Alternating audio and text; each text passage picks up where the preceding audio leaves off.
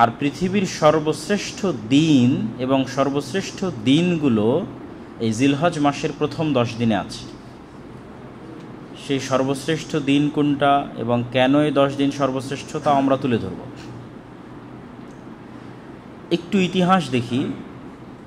ওয়াইদ ওয়া'আদনা মূসা 40 লাইলা, আর যখন আমি আল্লাহ মূসাকে ডেকেছিলাম আমার ইবাদতের জন্য 40 দিন তুর পাহাড়ে, তখন মূসা আলাইহিস সালাতু ওয়াস সালামের এই 40 দিনের শেষ 10 দিন জিলহজ মাসের প্রথম 10 দিন। যেমন রমাজান মাসের 30 দিনের শেষ 10 রাত আমরা অত্যন্ত গুরুত্ব দিয়ে থাকি, ঠিক তেমনি মূসা আলাইহিস সালাতু ওয়াস সালামের 40 দিন যে উনি আল্লাহর কাছে ইবাদত করেছিলেন, এই 40 দিনের শেষ 10 দিন হচ্ছে জিলহজ মাসের প্রথম 10 দিন।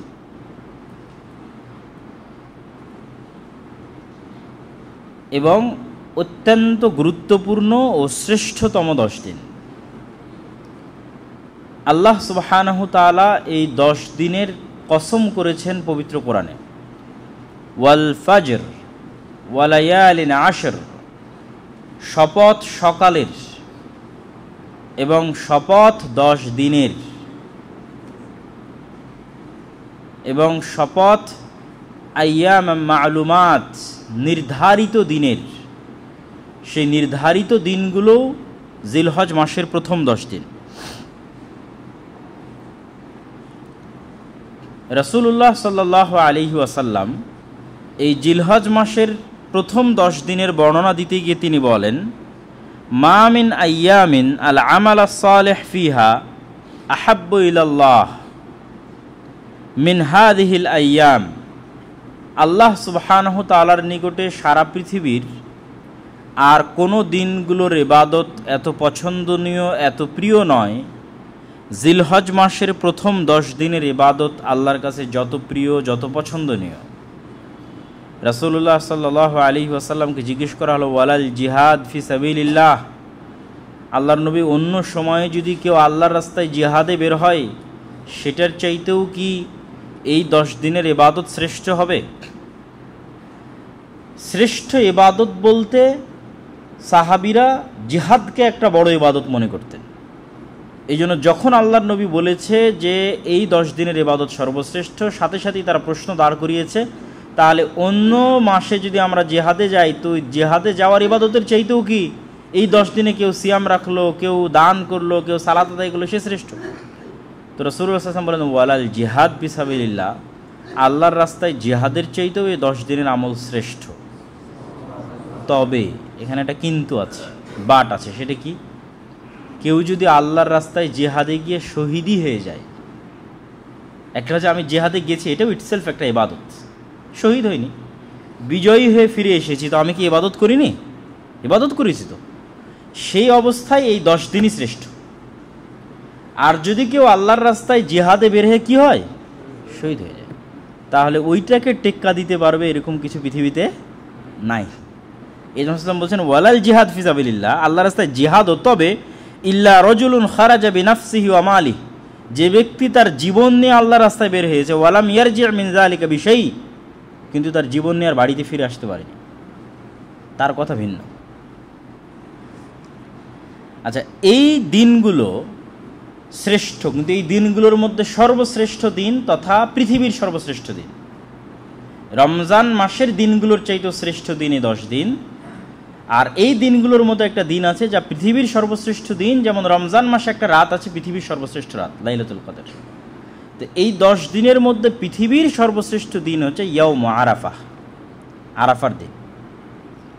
রাসূলুল্লাহ সাল্লাল্লাহু আলাইহি ওয়াসাল্লাম বলেন, সিয়ামু ইয়াউমে আরাফা, আরাফার মাঠের ফজিলত, আরাফার মাঠে অবস্থানকারী হাজিদের বিষয় সেটা তো বাদ, আরাফার এই দিনের ফজিলতটা এত বেশি যে এই ফজিলতটা আরাফার যারা হজে যায়নি তারাও সংগ্রহ করতে পারবে। শুধু তাদের ফজিলতটা আমরা শুনি, হজে যারা গেছে তাদের তো বিষয় বাদই দিলাম।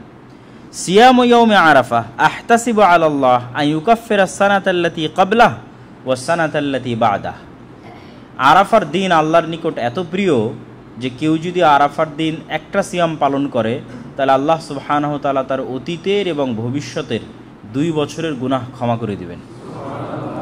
অতীতের 1 বছর, ভবিষ্যতের 1 বছর। এত বড় ফজিলত আর কোনো সিয়ামের ক্ষেত্রে রাখা নাই যে একসাথে অতীতের 1 বছর এবং সামনের 1 বছর ক্ষমা হয়ে যাবে। এইটা আর কোনো সিয়ামের ক্ষেত্রে, মানে নফল যে সিয়ামগুলো আমরা পালন করি তার মধ্যে এই সিয়ামটাই, আরাফার সেই সিয়ামটাই সর্বশ্রেষ্ঠ। এই 10 দিন কেন সর্বশ্রেষ্ঠ?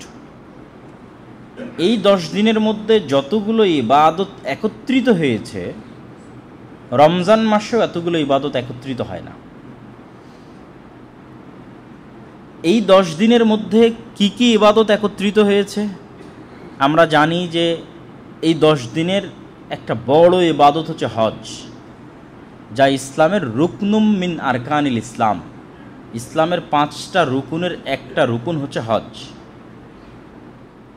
তো হজের গুরুত্ব, তাৎপর্য আমাদের তুলে ধরার আজকের বক্তব্যে প্রয়োজন নাই। আমরা সবাই জানি যে কেউ যদি কবুল হজ করার তৌফিক পায় তাহলে সে মায়ের পেট থেকে জন্ম নেওয়া সন্তানের মতো পবিত্র হয়ে যায়।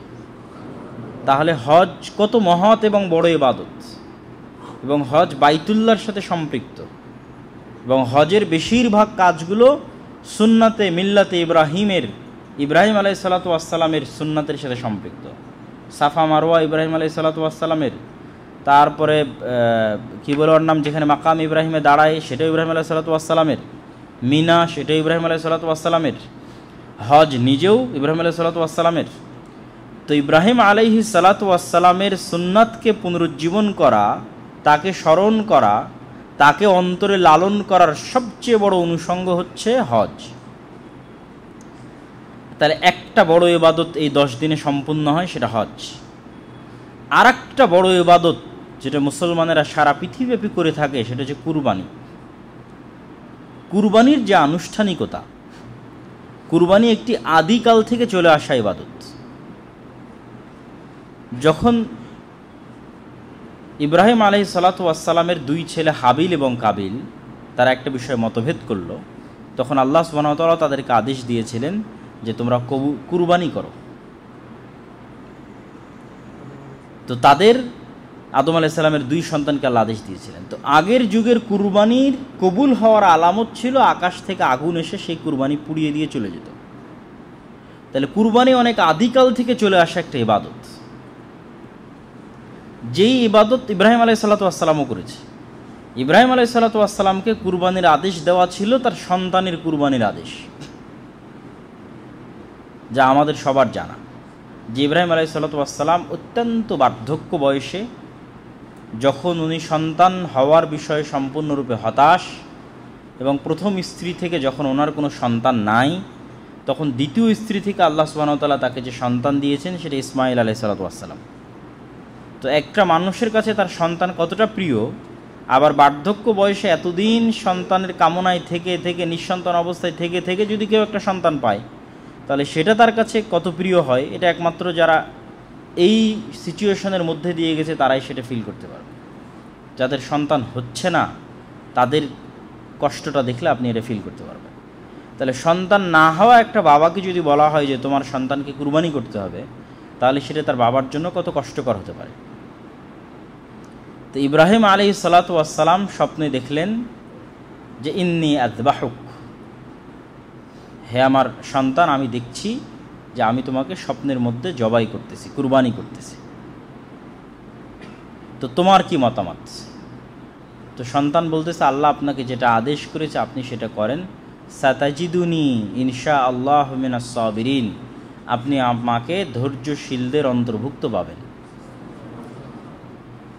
এখানে একটা শব্দ পবিত্র কোরআনে ব্যবহৃত হয়েছে, ফালাম্মা আসলামা ওয়াতাল্লাহু লিল জাবিন। এই আসলামা এটা দ্বিবচন, কোরআন যারা পড়বেন তারা দেখবেন, বা যারা মোটামুটি আরবি জানেন, যে যখন পিতা ও পুত্র দুইজনই আত্মসমর্পণ করলো, ইসলাম গ্রহণ করলো। আসলামা মানে কিন্তু ইসলাম গ্রহণ করা।